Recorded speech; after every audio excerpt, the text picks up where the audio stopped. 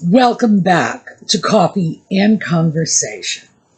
So for all you Audie fans, he is asleep. He's in the bedroom, and he has to sleep in the daytime because he's been spending his nights wide awake trying to get me out of bed. I'm not sure what that's all about.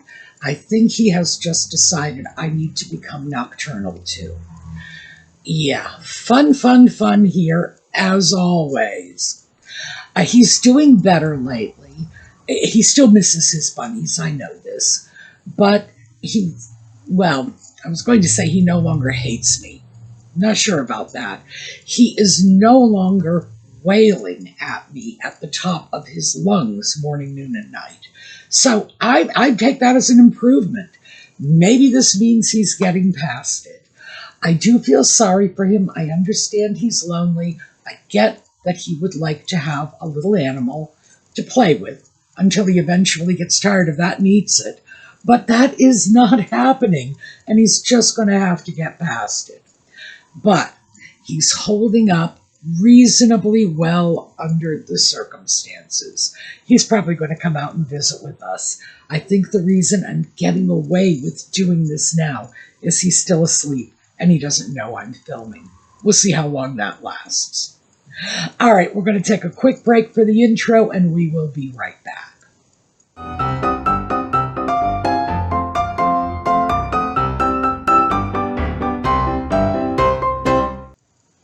So yesterday, we started talking about how to successfully buy online. And as I told you in yesterday's video, I had so much more material. And I decided we're just going to put as much of it as we can into today's video, and whatever is left over, and there probably will be a lot, it might be enough to get us through next weekend too. We'll have to see. But I do know that a lot of you are buying online, and many of you, I wouldn't go so far as to say a lot, but many of you are questioning whether or not you have the skills to do this. I know that was a question for me.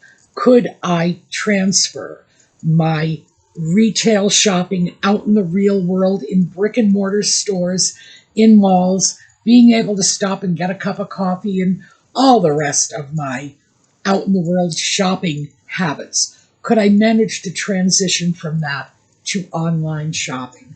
And yes, the short answer, spoiler alert, yes, I did it. And I have to say, I am in some ways happier shopping online. Do I miss the brick and mortar retail experience? Oh, absolutely. And we've talked about this in many other contexts.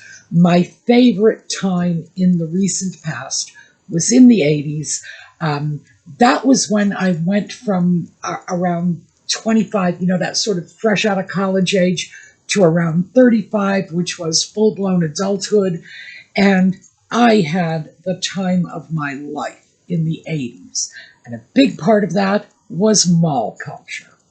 And it extended beyond malls because I was in Providence at the time. So, yeah, Rhode Island is this big in general, and Providence is even smaller. We had a retail district downtown. We had 2 malls outside of the capital city, and I loved it. So I'm sorry to lose the social aspects of it, but I have to say that buying online has given me access, literally, to a whole new world of shopping. And when I say literally, because I know the meaning of that word, I can buy things from Australia. I can say to myself, I want some New Zealand merino wool, and I can get it. I can say, I would like to get a Fair Isle sweater, a real Fair Isle sweater from the Fair Isles. I can say, I want some French silk or some Chinese silk, and I can get it. That's something I couldn't do in the 80s. So in that sense, things have improved considerably. And that's what I want us to focus on the positives of online buying. We don't need to lose sight of the pitfalls and the danger points, but we should look at this as a wonderful experience that we have available to us instead of, well, the way I used to look at it was, I don't get to shop anymore. Ow. Well, yes, I do. It's just that shopping is different. So, as yesterday, every single stitch of clothing, etc. on my body has been purchased online. And I thought I would start with this. This is a wool t-shirt. It's 100% merino wool, and I paid $30 to $34 for it. Now, the reason I want to focus on this is because it's a good deal, but it was not a stunning deal. It was not an, oh my goodness, I can't believe what a fabulous deal that was. No, it's Red Friend that I paid $22 for it. That was a stunning deal. But this one is about average. For the wool t-shirts in my closet, and I have 5 short-sleeved wool t-shirts in my closet. 3 of them are in this $34 price range, and 2 others were less expensive. They were the better deals.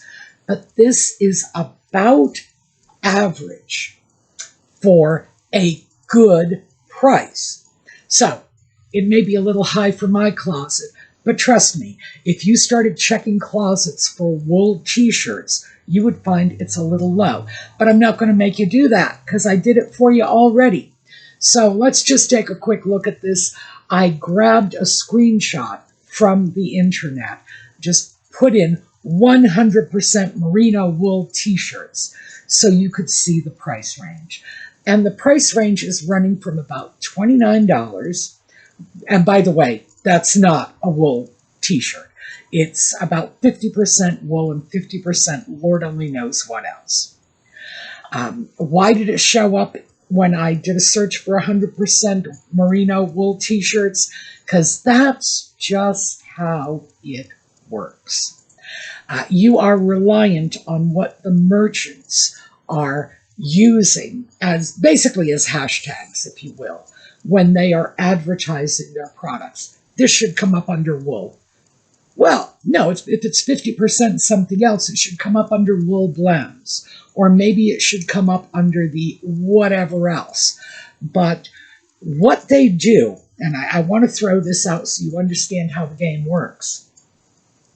If you have an item, a wool t-shirt, for example, and let's say that wool t-shirt is 90% polyester and 10% wool, you're going to list it as wool, even though clearly it is not. Wool is the minor component in this equation, but that's what they will do, which is why, again, read the reviews, read the listings, look at the fabric content.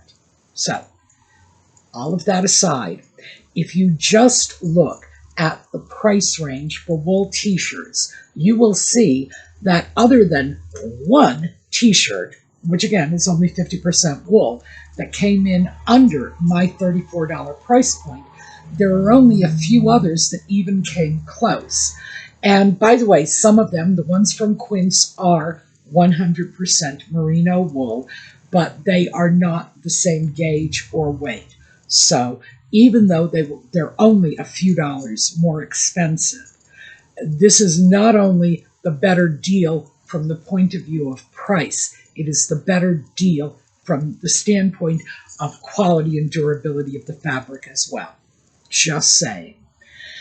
And the reason I'm bringing this up is because there are more factors to consider than simply the price. If you are just strictly motivated by price, you're going to be able to hit the price point you want. Temu's out there. You can do that. But if you want to get good quality items at a bargain price, now you've got 2 factors. And what if you want to like the item, the color? 3 factors. What if you want it to be, for example, in an unusual size? What if you're a little hard to fit? 4 factors. And most of us are coping with about 4 factors when we make any kind of decision.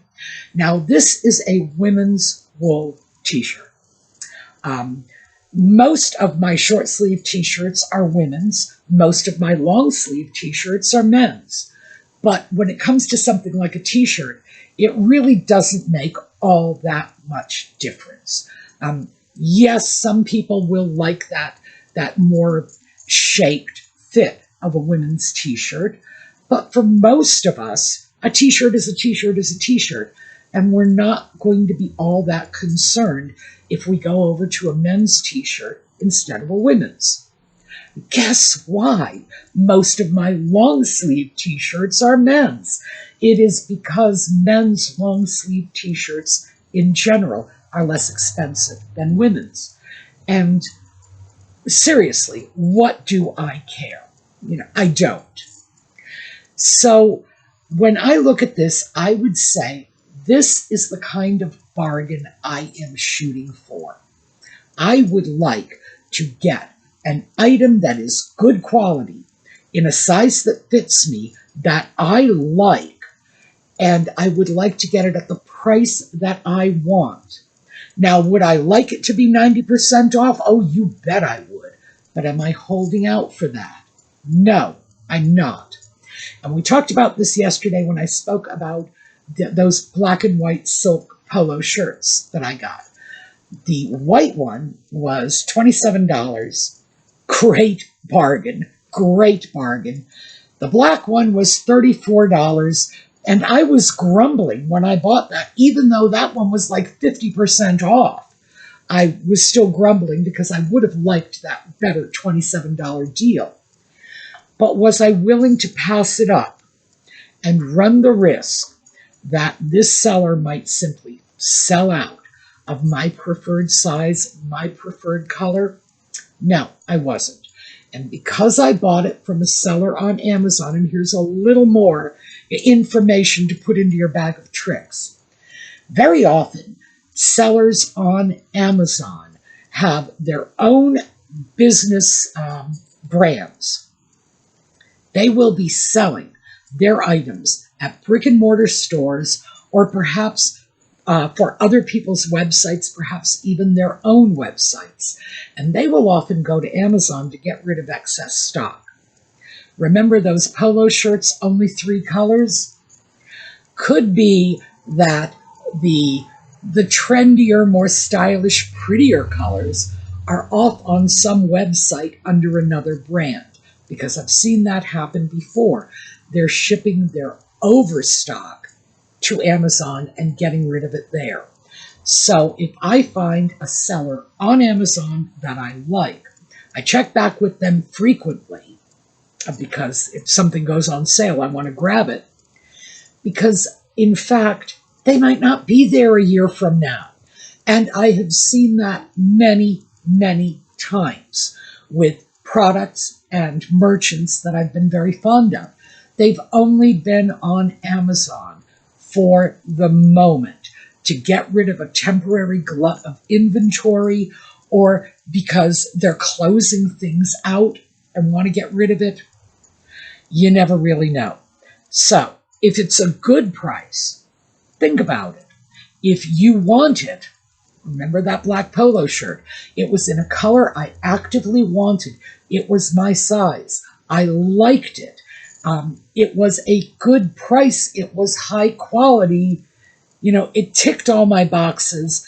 It just wasn't the $27 price I had gotten another for. However, if I had never gotten that white shirt, by the way, this is what sealed the deal for me. If I had never gotten that white shirt, if I had never seen that $27 price point on another item, would I still have said, no, I'm not getting that, it's too much?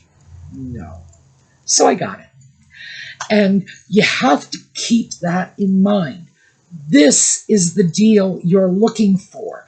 not the $27 silk polo shirt or the $12, linen blend button-downs. No, that's not what you're looking for. That's great when you find them, but this is what you're looking for. You want to just get the best price you can.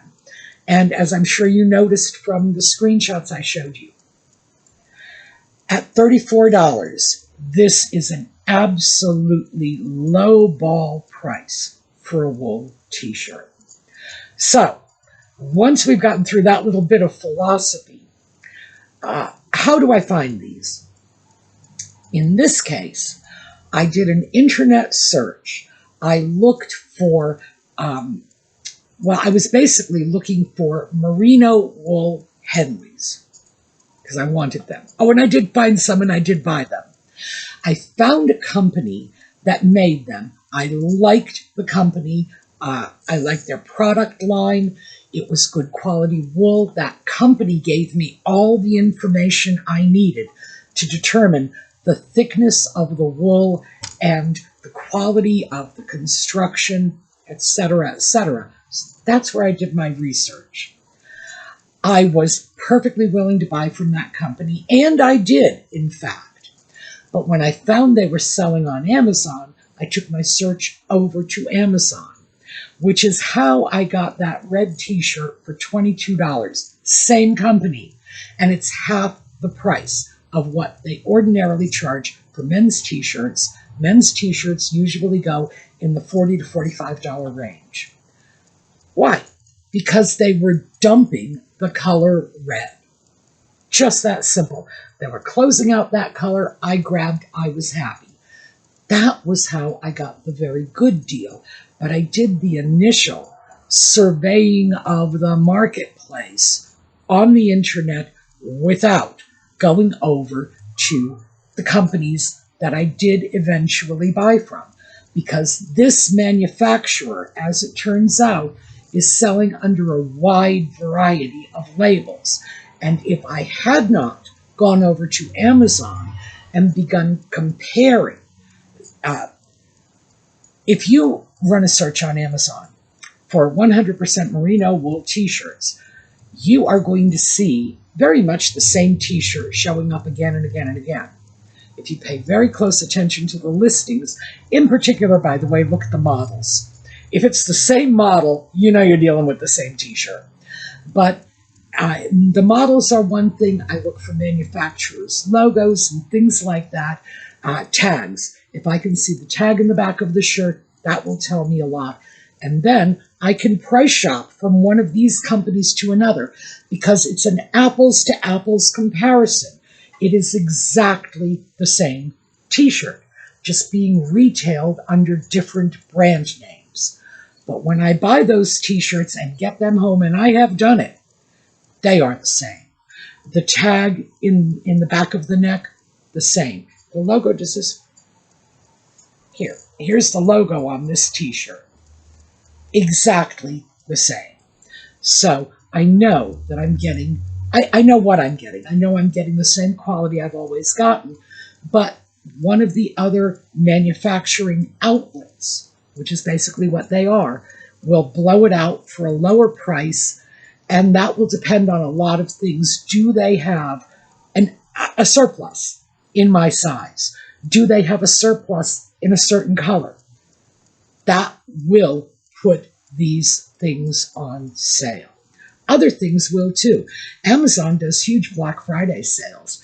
Amazon will start doing sales in about a month or so as we approach Christmas. Things will start being discounted.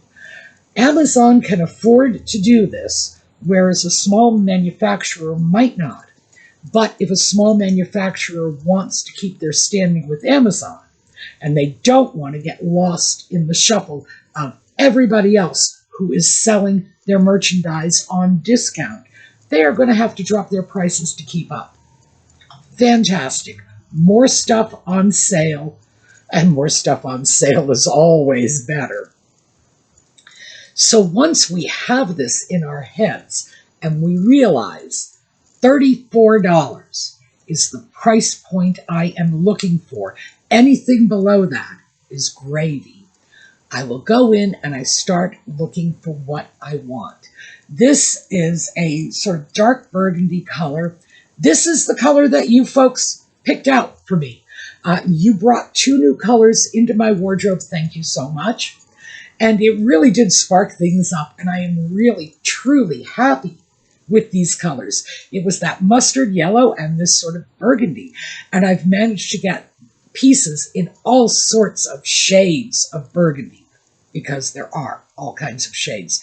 There's burgundy, there's Merlot, there's wine, there's raspberry. It's just, everybody has their own name for it. But am I satisfied with this? Did I get what I want? The size I want, the color I want, the style I want, the price I want? Yes. Would I have been over the moon if it had been $25? Well, sure. But you can't expect that every time you go out and buy something. If you do, well, I know if I did, I would have a closet full of coat hangers and maybe 3 or 4 blouses hanging up there, because I know I'm not going to get a deal every time. And if I am waiting for that end of the rainbow to die for deal, I'm not going to have anything. So you have to take a look at this and say, what is my reasonable price point? So how do you find that?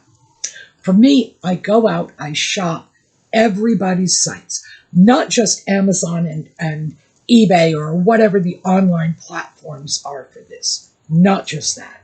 I want everybody. I want every manufacturer of wool products I can lay my hands on. I want the company that made this, and I want all those other companies that are also handling this exact product line. I want to see what they are all selling their items for. And then I look at this and I can very quickly come up with what a good price is. So, women's shirt, and that's what this one is, a women's wool shirt. Generally speaking, $35 to $40.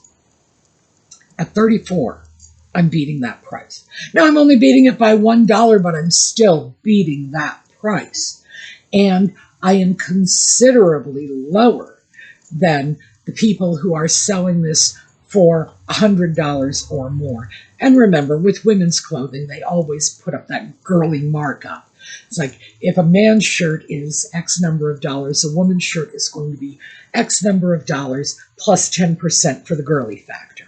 And that's just how it works. So then I have my price. I've seen where the cutoff is. Now I know what I'm shooting for. And if I can break that threshold and get it below that amount, well, fantastic. But if I can't, I now know what a good price range is for what I'm looking for. Can I do this every time? No, I cannot. I could do that for the red shirt, but I couldn't get that same red shirt in this color. And this was my first choice color. Now, keep in mind, I have another shirt in that mustard yellow, again, because that was one of the colors that you folks chose for me. Thank you again.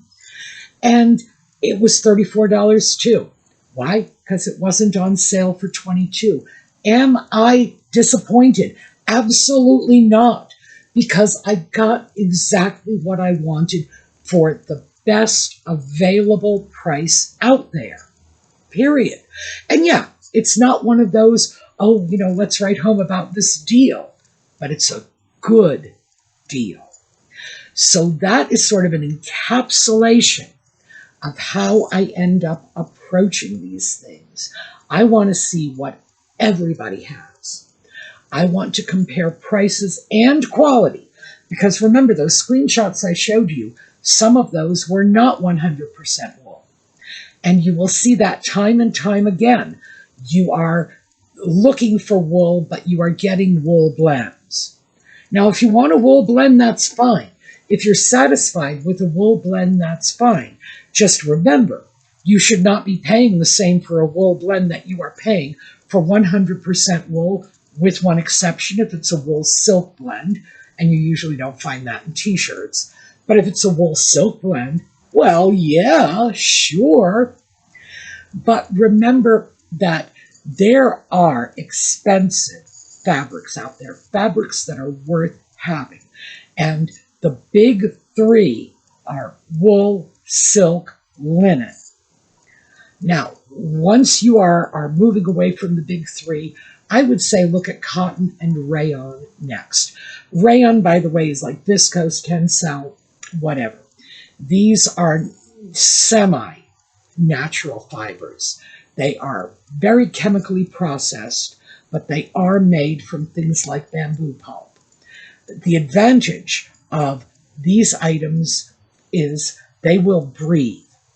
They will flow nicely, too, because cotton and linen and plant-based fabrics do flow nicely. And they will be less expensive because they are semi-synthetic. If you don't like the semi-synthetics, then stay away from them. Would I say it's a good idea to go out and get, say, a wool-nylon combination? Absolutely not. The problem with some of these combinations is if you got a wool-rayon combination, you're still in the range of natural fibers. You get a wool-nylon combination, and the problem is the nylon is taking away the best qualities of the wool, and the wool is taking away the best qualities of the nylon. That's just how it works out in the real world. But you're going to want to do a little fabric research so that you know exactly what you're looking for. I will share my... I am hoping to eventually go off and get a linen bra. I think especially in the summer. In the summer, oh gosh, at the risk of getting into a TMI situation, I know the ladies are going to understand this. If you're somewhere where there are hot summers and it's the end of the day and you take off that bra and you think, oh, I am covered in sweat, my bra is wet, I don't even want to look at this thing, never mind touch it. Because your bras are generally made of synthetic fabrics. So I would love to get a linen bra. Oh, I really would. That's something that's in my wish list, by the way. And it's not in my wish list because I want to do it today. I don't. I am still experimenting. But I have actually, oh, that was pleasant. I have actually gotten a cotton bra. And bras used to be mostly cotton when I was younger. That's not a thing anymore. But I did manage to get a cotton bra, and I'm experimenting with that. So the reason I throw this out is because you need to understand the fabrics you want, what they will do for you, and that should always be your starting point when you're buying clothing, because even though, yes, clothing is fabulous and it's pretty and it's stylish, ultimately, clothing needs to do the job of making you comfortable. It needs to be warm enough in the winter and cool enough in the summer. It needs to let your body breathe. It needs to let you move around. And if it can be pretty on top of that, fantastic. But do not sacrifice comfort for beauty. That is just, boy, that is like form over function, and we don't want to go there. So we have to have some understanding of the fabrics we're looking for. Is everybody going to be drawn to nothing but natural fabrics? No, no. For some people, one of the biggest practical considerations is going to be easy care. And I will absolutely tell you, back in the days when I was working, oh Lord, I want to say 40 hours a week, but it was more than that, and then running a household on top of it, easy care was like, boy, was that my hot button. And was I willing to sacrifice a little bit of physical comfort for that? Oh, yeah, I was. Absolutely. So everybody has their own considerations. Look at what's important to you. So for me, well, like I say, wool. So we start with that. We do have a period of about 4 or 5 months out of the year here. That's all. It doesn't ever get really cold here, but it does get pretty cold 4 or 5 months out of the year. Wool makes sense for me. If I were in Florida, would it make sense? No. No. Wool is thermal regulating. It will keep you cooler, but it has its limits. Is it going to keep you cool when the ambient temperature is higher than your body temperature? No, it is not. So for me, wool is a good fall, winter, early spring fabric, but it makes sense in my climate. If you are in Florida, if you are in Arizona, one of our suemeangels, Lisa, is in Arizona. Does wool make sense for Lisa? Well, maybe, because even though the afternoon temperatures are brutal in Arizona, the nighttime temperatures will easily go down below freezing, so maybe it will. Lisa was a bad example. We're going to move away from Lisa. We're going to come up with somebody from Florida. If we have somebody from Florida where it is hot and humid, and it will be miserably hot in the middle of the night in the summer there, does wool make sense? No. Linen does, though. Now, is linen going to make the same level of sense for someone in Calgary, Canada? Oh, probably not. But maybe it would, maybe 3 months out of the year. But boy, once you get out of that dead of summer, it makes no sense at all. So look at your needs, choose your fabrics, and I would say that should always be your starting point, choosing the fabric first. Once you've got your fabric chosen, then everything else starts to fall into place. You want, say, a pair of linen trousers, 100% linen, or maybe you want a linen rayon blend. Again, rayon is a semi-synthetic fabric. It will still breathe, it will still drape nicely, but the rayon will take the edge off the wrinkling of the linen. So you want linen or linen blend trousers, and then start to look at things like the styles, and then start your search once you've got at least 2 or 3 categories. Linen blend, wide leg, say denim blue. There you go. That's the basis you can take to the internet and start looking around for companies that are selling this. Once you find a company that is selling what you like, interestingly enough, the Google algorithm will probably do the rest for you. They will start showing you similar and related listings, which is pretty good. But you will start to get a feel for what your choices are. And you're looking at pictures, you're not touching it with your hands, but you can still start to assess the quality from the pictures. And in time, you'll develop a sense of this. And then, before you know it, you have that pair of linen trousers in your head, and you start a search, and bang, one of them will jump out at you, and you will say, oh, that looks like a good quality piece. Don't be afraid to window shop the better stores either. You want a pair of linen trousers? Check out what Neiman Marcus has available. Now, maybe you are not going to pay that $600 Neiman Marcus price, but wouldn't it be nice to know what a $600 pair of trousers looks like? Yeah, because that will show you the details, and that will give you more information for when you go back to your real shopping as opposed to your window shopping. And that is very largely how I do this. And already I'm over time again. So we're going to have to pull some of these threads back, pick up a little more next weekend. But hopefully this will be enough to get you started. A little bit of philosophy. Remember, a good deal is a good deal if it meets your needs. You like the color, it's the right size, it's the right fabric. Yes, good deal. Don't be guided by price only. If you want that, go to Temu.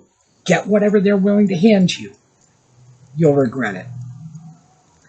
Consider all of your factors, and then once you've had that list of factors you're looking for, the item that best matches your style, your color, your price point, your fabric content, that is going to be the best bargain for you. Is that going to be the best bargain for me? Maybe not. On the other hand, well, sure, if you're in Florida, this is never going to be the best bargain for you. They could have given me this for 50 cents, and it's never going to be a good bargain in your world. All right, that is what I have for you today. We are going to take a look at the slideshow on the way out. As I say, I'm going to follow up on this next weekend because I really have so much more material, and it's probably worth covering it because I do want every last one of you to get as much as you possibly can out of your shopping dollar. And this is where we start. All right.